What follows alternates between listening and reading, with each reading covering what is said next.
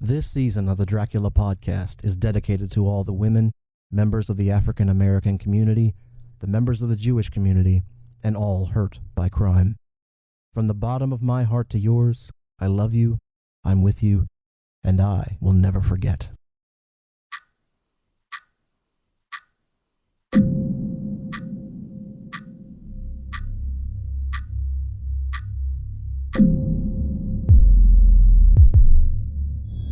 I'm going to show you what hell really is.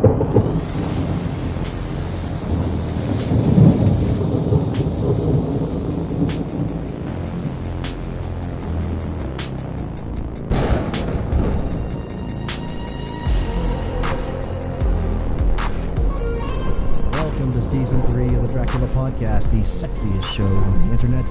Thank you to friends, family, sponsors, and most of all, you for listening. Looking for a great listen? You found it. The best of screen, script, stage, and scene dedicated to the legacy of the king, Bram Stoker. Drop us a line, get in touch with us at the Dracula Podcast on Facebook, check out our archives at southgatemediagroup.com, and take the ride. iTunes, Stitcher, Libsyn, we are literally everywhere.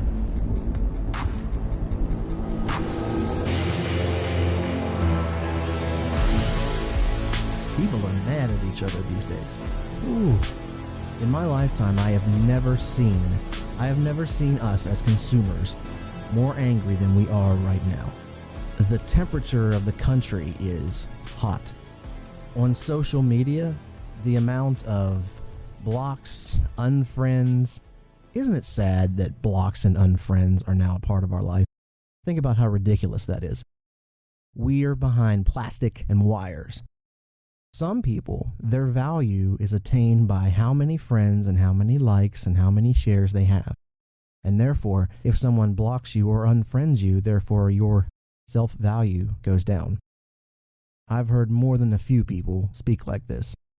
And the sad part, it's really not getting better in that respect. Just take blocking on social media, for example. If you block someone, it's as if you're removing them from your life, but that person doesn't go away. They don't suddenly enter into non-existence. You just ignore them. And I think that's a sign of ego and narcissism. I think all of us, to some extent, are guilty of ego and narcissism. At times, social media damages the positives in our life. We all think we're correct. We don't want to be challenged. Anyone who challenges us is viewed as some sort of enemy, other, us versus them. There's a lot of that. It doesn't matter what side of the spectrum you're on. Race, religion, politics, football teams. We're all divided by something, and that's ludicrous. So this season on the Dracula Podcast, we're talking about unity. What brings us together? Dracula has sustained time because it is a uniting force.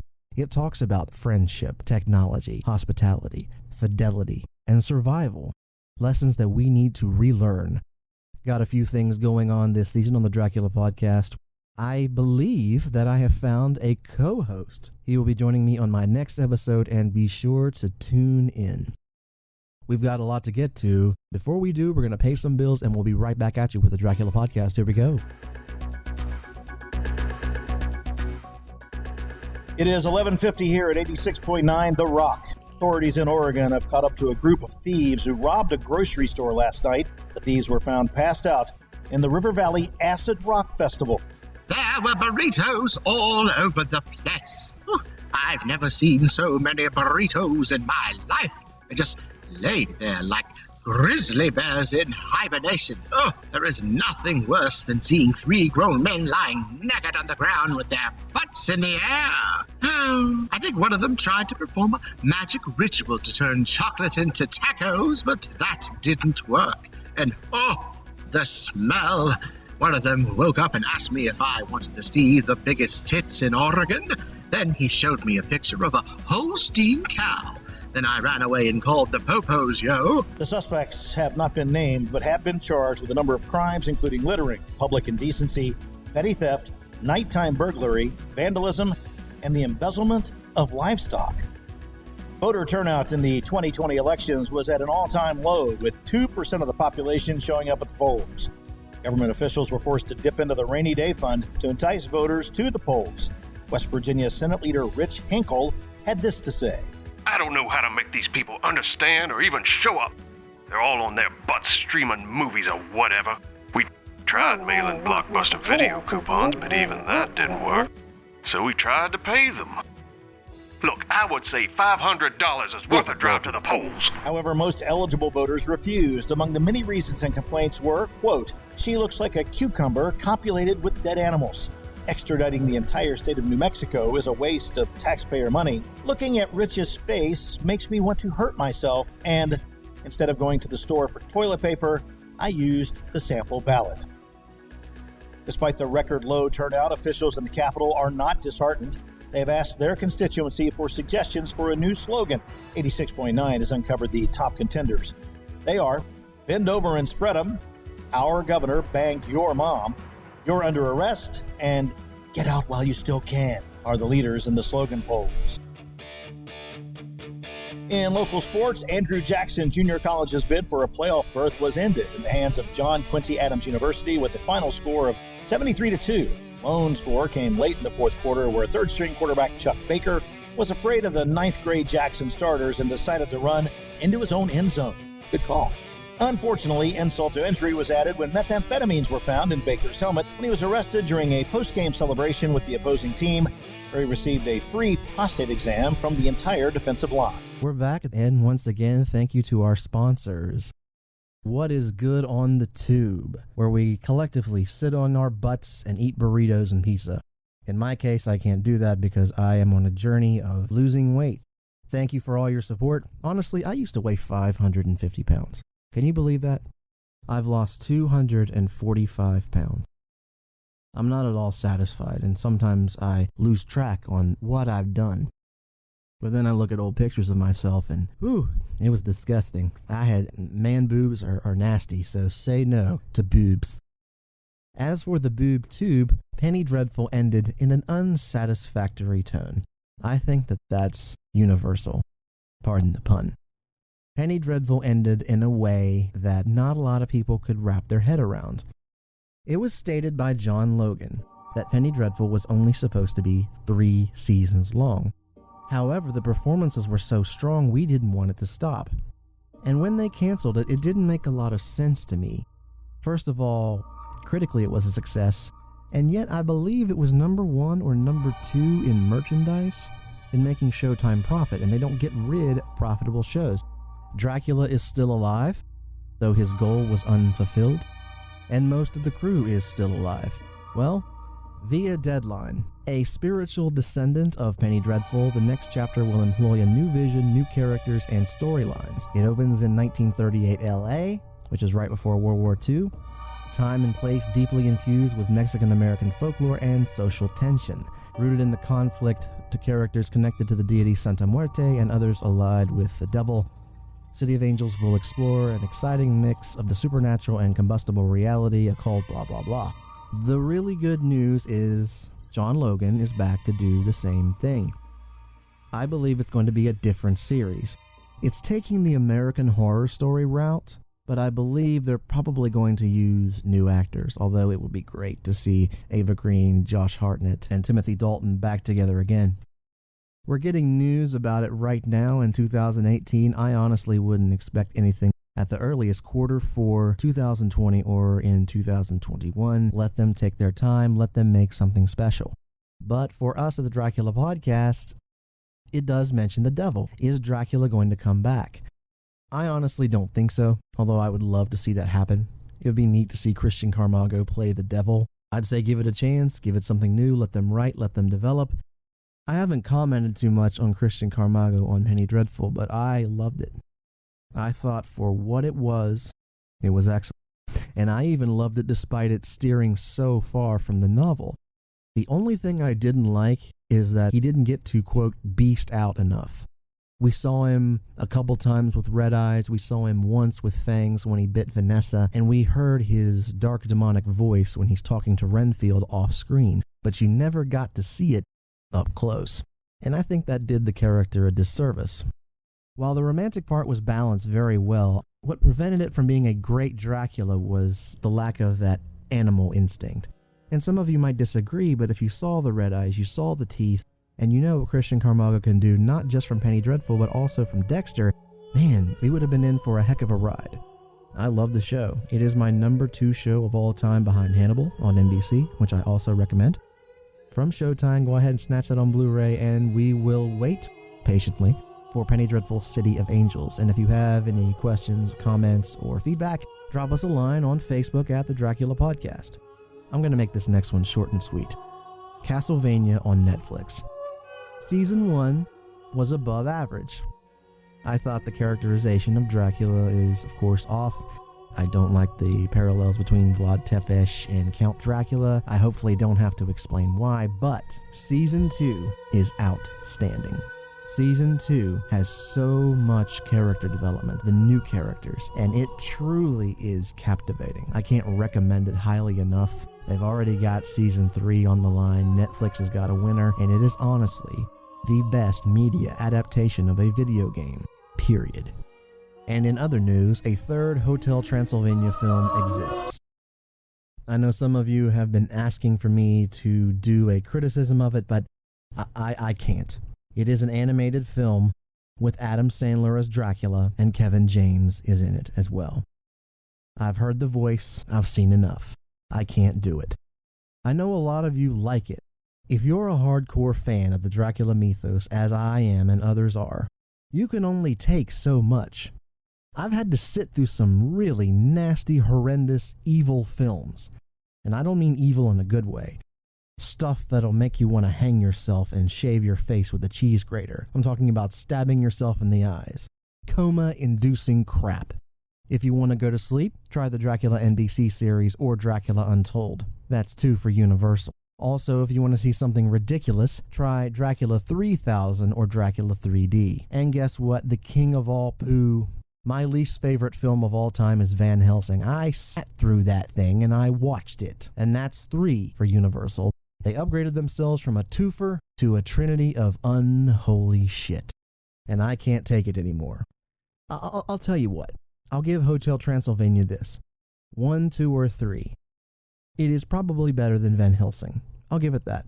And moving on. Besides Penny Dreadful, our generation does not have a Dracula. Lugosi started in 1931, and his last film was in 1948, which was Abbott and Costello Meet Frankenstein. He played Dracula twice. Watch them both. Christopher Lee started in Horror of Dracula in 1958 and went all the way to the Satanic Rites of Dracula for Hammer. He did one for Jesus Franco and another goofy thing in French called Dracula and Son. He was all over the place. He did documentaries. He traveled across the world preaching that Stoker was great and how irritated he was that he did not do the character. And he's easily the second Dracula, so the 30s and 40s are covered. The 50s, 60s, and 70s are covered. I would argue that over time, the 70s were Frank Langella. He didn't make as big of an impact as Lugosi or Lee did, but as time has moved on, it's shown itself to be quite a romantic film, and I like it as well. I grew up with 2 Draculas, Duncan Rayhair in Monster Squad, and the other is getting quite a renaissance, which is Bram Stoker's Dracula by Francis Ford Coppola. It is the only Dracula product, and I believe the only vampire product to win an Academy Award. It won 3. Despite Keanu Reeves and that silly performance in 1992, it was a fantastic film. It is the Dracula that most of us know. It's on VHS, it's on DVD, it's on Blu-ray, it's on 4K, it's on OPP, yeah, you know me. It's on Netflix, it's on the shelves, you can buy it digital. And it also had a novelization written by Fred Saberhagen and James Hart. There were video games for the NES, Sega Genesis, Sega CD, PC, SNES. There was a pinball machine, there was art, there were figures. It was the best marketed Dracula media there was. The special effects, the performances, -1. I love the music. I love the editing. Everything about it was good. Yes, it irritates me that Dracula and Vlad the Impaler have a connection, but on its own merit, it is very good. I hate to be that guy. I really do. I hate to be that narcissistic purist. I don't like that. It's not near the novel. I sit at home for 37 hours at a time and get my Bram Stoker blow-up doll and play Dungeons and Dragons in my mom's basement. I don't go that far, but I really don't like to be that guy. Because the more I read the book, the more I explore the lore, the less Dracula media that I like. And we'll get into more of that after we take a break, and we'll be right back at you with the Dracula Podcast. Here we go. Tens of thousands of our citizens hate their work. Folks can't pay their student loans, bills, or feed their families. Life is hard. That's where Freddy Freeloader's line of medical mushrooms serve the community. Supervisors and elected officials want to give that cute new secretary an extra nudge? Try the new Infidelity Shroom, guaranteed to make the new girl pull up her skirt faster than a moose in heat. Oh my. Wow. Want to get your boss off your case? Our award-winning IQ killer is just for you. Just squeeze and mix into their coffee and turn that royal prick into your new best friend. Wish you were a superhero? Our fresh blend of LSD meth mushrooms will have you serving justice by throwing that mean old lady out of the window. Freddy Freeloaders, just give us a chance. Freddy Freeloaders is not responsible for arrests, inevitable lawsuits, divorces, firings, and broken dreams. And we're back at the TDP. Can we say that yet? The Dracula Podcast? TDP? Am I not cool enough to hang on the streets? As before, it's difficult for me to enjoy most Dracula media. And to be fair, objectively, most of it sucks. And the reason why is just oversaturated over time. It's the second most produced character behind Sherlock Holmes. And as for our generation's Dracula, John Moffat and Mark Gatiss. You might recognize those guys from Doctor Who and Sherlock with Benedict Cumberbatch. Some Sherlockians hate Sherlock, but I like it on its own. Let me tell you what, Sherlockians, I want you to listen up. If I can sit through Van Helsing, and I can appreciate Bram Stoker's Dracula, Frank Langella, and Penny Dreadful on its own, you can appreciate that too. It's an Elseworlds Sherlock Holmes. And if you don't know what Elseworlds is, see Batman and DC Comics, things like Gotham by Gaslight, Superman, Red Sun, etc., etc. But Moffat and Gatiss, these guys are great, great storytellers. This version of Dracula that they are doing, it's going to be set back in Victorian times. From what I've heard from friends, I wouldn't expect anything until around 2020. I know that they said Sherlock is going to get some sort of release around 2023 or 2021. I think it's 23. But Dracula is going to be done first. And I'm so excited. If we are going to have a Dracula of our generation, it's going to be with these guys. Because these guys know what they're doing. There are no better hands than Gatiss and Moffat. Mark Gatiss loves the character. Not only has he done documentaries on horror, not only has he written books and stories, this guy did an audio drama of Dracula, and he himself voiced Dracula. And you might know someone who possibly may be speaking now who did an audio drama and voiced Dracula. This guy loves the mythos. This guy knows how to take Dracula seriously. And if anyone can do the novel justice, it's this guy. If it's not till 2021 or 2022, I don't care. I want them to take their time and make something great. Because honestly, minus Penny Dreadful, we haven't seen a quality Dracula product since Bram Stoker's Dracula in 1992.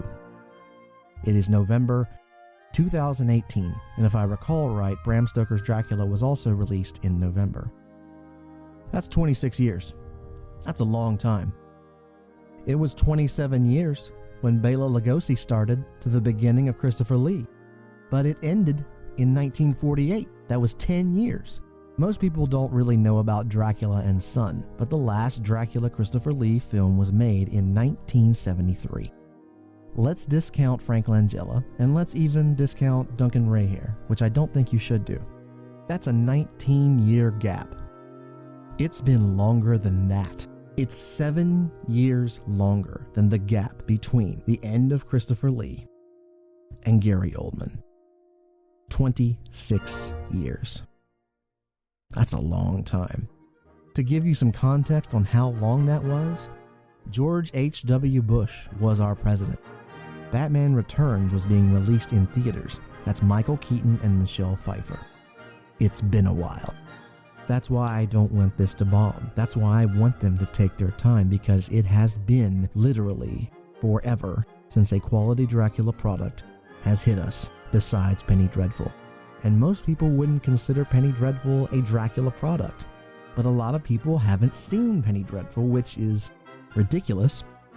But people will see this.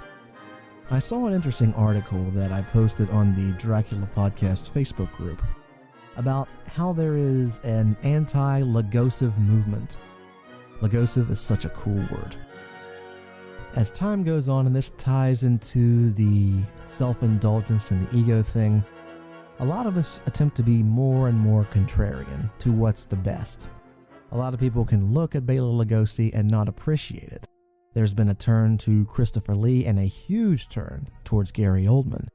But if you draw a picture of Dracula 99 times out of 100, you will be drawing Bela Lugosi, with the collar, the widow's peak, and that voice. I've touched on the 1931 film twice, no need to touch on it on a third time, but I encourage you to watch this film objectively, putting it in the context of the 20s and 30s, where writing and technology had not caught up yet.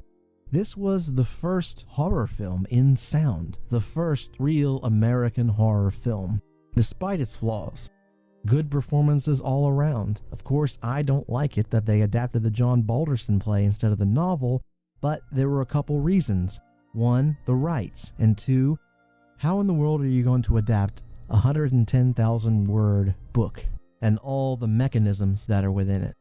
It couldn't be done. Many see Lugosi's performance as campy, and there is some camp in it, but he's a dark magician. This also feeds into our fear of the other, sex, death, and immortality. The other coming to our home, seducing our women, corrupting them. It's life and death. It's dangerous. It feeds into our fear. We're all afraid of death. We're all afraid of corruption. We all have someone that we love, and this book taps into our fears. Not only is it a very pro-girl power book, and a book about friendship, and a book about love, and a book about fidelity, but it is also the most terrifying piece of literature of all time. It feeds into our darkest fears. Yes, it has the black cape like Batman, and yes, it has fangs and you get to bite pretty girls, but that's not the point. The point is, it taps somewhere deep inside that illogical, unreasonable, pure emotional fear that someone is going to take from you. But it is that fear that we need to fight. In the book, only when Mina stood up, Van Helsing recognized his failures, did they overcome their fear. But this movement about the Master of Fear, there's an anti-Lugosi movement, and as I've looked at the films, Dracula 1931 has been in my top 10 my entire life. And now, I'm not so sure. I am not sure what my favorite Dracula film is. And it's not the movement, it's the novel. The more I read it, I did the audio drama. I'm producing a Dracula play, and we'll get to that later, of the novel. But Bela Lugosi was great. I've got 3 films, 2 of which I've mentioned, 1 which I have not. Dracula 1931, directed by Todd Browning, and by the way, I'll give Universal props on this one because it's the second best restoration of a film that I have ever seen, the first being Jaws, also a Universal horror film. The second is Bram Stoker's Dracula. It's so deep and nuanced. The old tricks, the art design, the sets, the sound, the music, the direction, the production, it's all good. So that leads me into my problem. There are 3 films which stay the most true to the novel, and there have been a lot of arguments about which one it is. The first is, of course, Bram Stoker's Dracula. The second I touched on before is Jesus Franco's version of Count Dracula, which was in 1970, an Italian film, a story of a man growing young. But the third It's the 1977 version with Frank Finlay and Louis Jourdan, Count Dracula from the BBC. I argue that despite Lucy and Mina being sisters, despite combining Quincy and Arthur Holmwood, it is the most accurate version of the novel. No, Dracula does not youthen, but yes, there are hairs on his palm. No, there are no ties to Vlad the Impaler. Yes, it is a little bit too romantic, but it goes through all the beats. The torture in the castle, Mina and Lucy being attacked. It's about 3 hours long, and in some places it might drag. And Dracula does make an extra appearance, not quite in the context with the novel, but it's the most accurate. So I throw Dracula 31, Bram Stoker's Dracula, and Count Dracula 1977 into a pile, and I don't know which one is my favorite. I really don't. And it bothers me. Honestly, right now, I'm going to lean towards the 1977 version. Unfortunately, you cannot get that on Blu-ray, and the DVD is very expensive. I bought the VHS version and the DVD version. I was so hardcore into it that I bought the VHS version for like $55 back in the early 2000s when that was the only way you could consume it. I'd love to see a restoration of it. There's some goofy things, there's some inverted color shots, and there are some very BBC-like qualities which may annoy some Americans, but I think it does a benefit to the film. I love it. Here's a note. Unlike Bram Stoker's Count Dracula by Jesus Franco, unlike the Hammer series, and unlike Dracula 1931, this Dracula is dressed entirely in black. I know it might seem like a small thing, but it is described in Chapter 2 of the novel as a man dressed entirely in black from head to foot without a single speck of color. In Horror of Dracula, there was white around the collar. Same thing in Jesus Franco's Count Dracula. There was hardly any black on Gary Oldman at all, except perhaps the scene where Jonathan Harker sees him after he returns to London. And then Christopher Lee went red for the rest of the Hammer series. So I argue this is the most accurate version of Dracula. And it's getting close to the holiday season, and if you want to buy something for someone, I've got 3 great recommendations, and I will give those to you right after we pay some bills on the Dracula Podcast. Enjoy. My name is Simon West, and I'm an elected official for the state of West Virginia. Last month, I was audited for taxes by the IRS and Committee for Appalachian Ethics. My wife and I, we only make $340,000 a year. We can't even afford a second vacation home. Oh my God!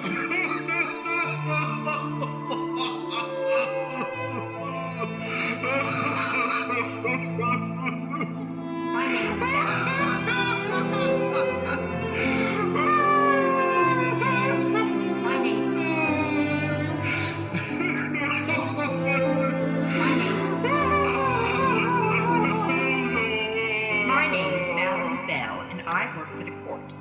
What is wrong with you people? So what if I spent $30,000 for a couch in my office? Do you know how many drug dealers I'm trying to pay off?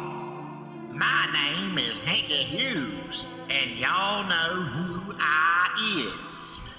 You know, I am sick and tired of having nothing. Last night I went to ye old fine dining for schmucks, and yes, I had the golden edible undie salad with a side of fries. But now, the news is getting on me for buying lingerie for my secretary. And you know what? So what if I run around naked to the streets with nothing on but cowboy boots and a smile? Leave me alone, people.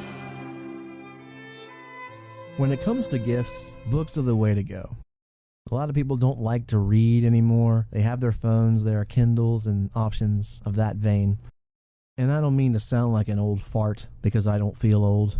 And when I fart, I don't suddenly age. But there's something really cool about finding a great book and letting it engulf you. Like film, there's a lot of literature about Dracula. A lot. There's about 7 fictional books that I would recommend. and one nonfiction book that I would recommend. But there are 3 in particular that I'd like for you to pay attention to. These are books other than the original novel. A Night in the Lonesome October by Roger Zelazny. It's very Lovecraftian, and Dracula does play a character, and we've already analyzed that on the Dracula podcast. Another one is Sherlock Holmes and the Plague of Dracula. It does a much better job at mixing Sherlockia and Stoker's world. I consider it better than Fred Saberhagen's version and Lauren Estelman's version, because it takes the gloves off. Another cool book that I've read recently by Doug Lamoureux, it's Dracula's Demeter. Oh my goodness. This is a book dedicated entirely about Dracula's voyage on the Demeter. Most people say Demeter, but I say Demeter because it sounds cooler. There's a graphic novel called Death Ship, which they're now trying to re-release under another title with the word Dracula in it, which is good, but not great. Dracula's Demeter is definitely worth the purchase. They keep Dracula as pretty scary. They do jump back and forth away from the ship, and it is a little distracting, and that's what keeps it away from my top 3 favorite Dracula books, one of which is a nonfiction book. And that book is Dracula Incarnate by Andy Struthers. I consider it a reference guide. Andy Struthers has looked into the mystery of how Stoker worded the novel. Anagrams and unanagramming and diagramming and hologramming. For freaks like me who love puzzles and riddles inside of the novel, it is a treat. And also, for you Freemasons out there, it draws a direct parallel between Freemasonry and Dracula. Also, guess what? Bram Stoker was a Freemason. There have been a few different versions as Andy has updated it, but the final version is out right now on Amazon.com. I'm just going to be honest, it's taken a lot of heat on the internet, and it's really not deserved. There were a couple of people who cited a lack of references, but I've gotten to know the author. He's a friend of mine, and what he did was he makes the argument of a deeper meaning. And books like that are often hard to grasp. There's a nonfiction reference guide, but he gets into the psychology of Bram Stoker. The closest parallel that I can think of is Killer Angels by Michael Shara. That was made into the film Gettysburg on TNT, and a dreadful prequel, which was made after, called Gods and Generals. Do yourself a favor, never watch Gods and Generals. In that they take the notes and letters, and that Shara tries to get into the head of the generals. What Andy does is he gets into the head of Bram Stoker by using his notes to great effect, and there's all sorts of stuff that honestly I never thought of before. It is truly sick. I like to pick it up every now and then and just flip to a random page. It's a very diverse book. The second book is Dracula the Undead by Frida Warrington. It is a sequel to the novel, which has deep roots in the Scholomance, as well as a few new characters. My only couple gripes with this book are that, one, I don't think a few of the characters are strong enough to stand with the Harkers and Homewood and Seward and Van Helsing. And the second is one of my most common complaints, is that Dracula is too good. He's too romantic, even in this story. And I thought that was the best one, but I was wrong. The best book in the Dracula mythos, besides the novel, was released this year by Dacre Stoker and J.D. Barker. It is Dracul. Holy shitballs, it is amazing. Let's go through the negative stuff first. Dracul was written by J.D. Barker and Dacre Stoker. I don't know who provided what, and I would love to know which, because everything in the book seems very coherent. When there are co-writers, you can pretty much tell who writes which part. This book, there's none of that. The very small nitpicks that I have with this book, and these are very small, I think the antagonist could be a bit more diabolical. Most will tell me that I'm full of crap, but this is me being the purist to the novel that I am. The last third of the novel feels a bit out of balance. Feels a lot like cinema. Plot point 2 to the climax and resolution feels a little bit rushed. Just a little bit. What will help fix that, though? Most of the time you really don't need to read the very end of the novel, but there is more information at the end of Dracul which you do need to read. My rule for reading is, the slower I read the book, the more I hate it. I read this bad boy in 5 hours. There are a couple other Dracula books directly endorsed and produced by the Stoker family. One is Dracula's Guest, and the other being Powers of Darkness, the Icelandic version of Dracula. And there are a few lovely spoonfuls of that in the novel which only add to its mystique. Girl power. I have no idea what the Stokers are doing. I don't know what is in the DNA. The Stokers and girl power? It's a very wise decision. The easy, cheap, and lazy thing would be to sexualize the women. And I'm looking at you, Universal. That's one of my knocks on Coppola's film, is that Lucy was so sexualized. And the other one was Dracula NBC.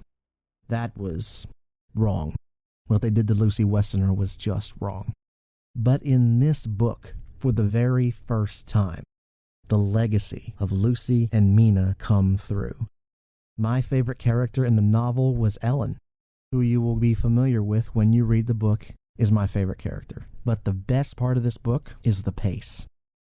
Right up until you hit about plot point 2, the first 2/3 of the novel, it is the best paced piece of media that I have ever read.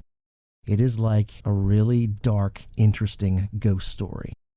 It is not too slow, not too fast. Every word has meaning. It keeps you hooked all the time. Dracul is amazing. I have read the book twice now, and I'm going to be reading it a few more times just because I love the damn thing.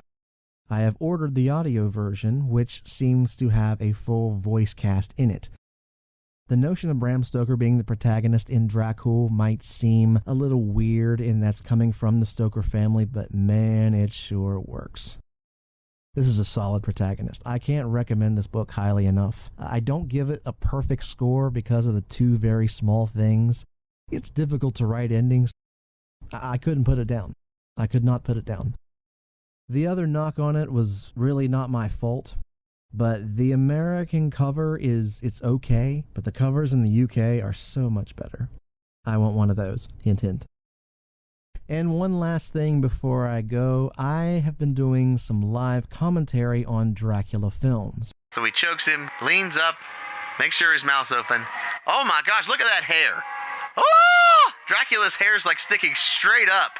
Looked like a bird's nest. Now it's back to normal. When Dracula was choking Van Helsing, looking up at him, it looked like a bird's nest. Now the hair's different. Looked like a chicken got in there and went... The first one I did was from Horror of Dracula. And honestly, it's not as funny as what I would want it to be. I don't have anything written down. I don't have any notes or sponsors for this. So it's just me raw dogging it. Oops, raw dogging. How about Dracula's raw dogged a few people in his time? So I'm going to be starting to watch bad versions of Dracula. Oh boy. One is Dracula 3000. It takes place in space, and Coolio is in the movie. Another one is The Satanic Rites of Dracula. There are motorcycles in it for no reason at all. Another one is The Legend of the Seven Golden Vampires, but I kind of like that for its scenery and martial arts. Most people will think that I'm on crack, but I'm not. I kind of like part of that film. And there is another whose name will not be mentioned. I'm not sure if I'm going to be able to do that one specifically on Southgate Media, simply because most of the thing will have to be bleeped out. I don't know. Those are some of the ideas that I would like to commentate next. I would love to commentate films that I like, but it's not that funny. When Dracula first vamped out in the film, we saw him for about a minute, and he threw someone 3 times. During this whole Hammer franchise, Christopher Lee's vampire loves to throw crap around. He likes to throw poles, pillars, people, dogs, horses, moose.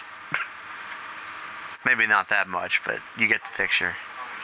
Can you imagine a moose being thrown by Dracula? Most people enjoy it when I lose my shit. The Satanic Rites of Dracula, Dracula 3000, or the film that will not be named. I know that you want me to do the third film. but I hope you take a little bit of mercy on me and have me warm up before I do such films. And that's all we have today for the Dracula Podcast. I would like to thank all of you for listening. Guys, be nice to each other. I know we're all upset at anything and everything, and there's blocking and unfriending and yelling and cussing, but look, as we learn from the novel, life is too short to be afraid, to be angry. We don't grow from fear. We can't live in sadness. It's by having the strength to rebuke the nonsense, rebuke the divides, rebuke this goofy, weird trend towards ego and narcissism, and by embracing the strength of unity, love, friendship, and open communication.